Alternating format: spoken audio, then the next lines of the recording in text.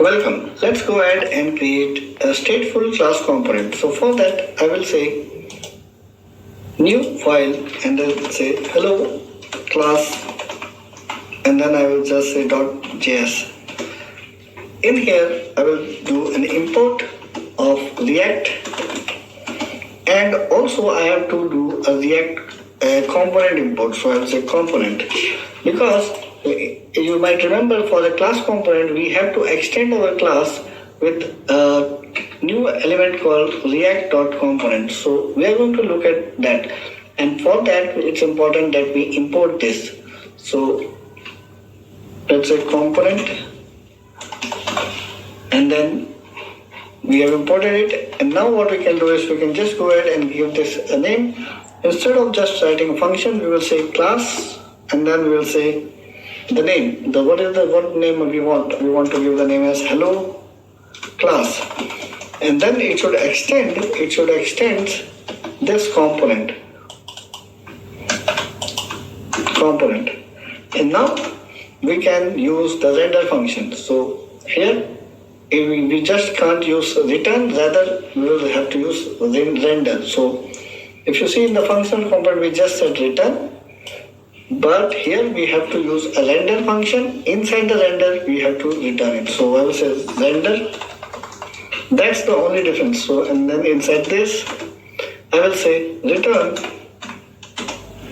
And inside return, we can do the exact same thing that we did earlier in our functional component. So here I can say inside, let's say I will use now just the fragments, and here I will say just return h3 and then say hello from stateful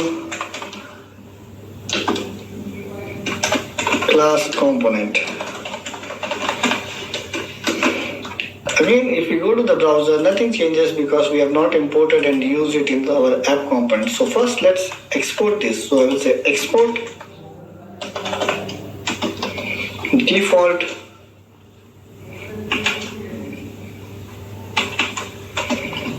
and then this. And now we can go ahead and import this in our app.js file, which is our main component class. So I will say hello class and then that's it. Now I can go ahead and use it like this. So I can say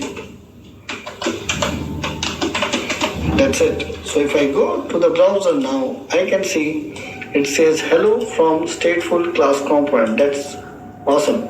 So what I can also do is I can change this to let's say an h2 tag to look bigger. So let's try this. So this is saying hello from stateful class component. Perfect. So now we have created a class component and a functional component. So these are the different ways we can create components and then we can export them and use them in our other components.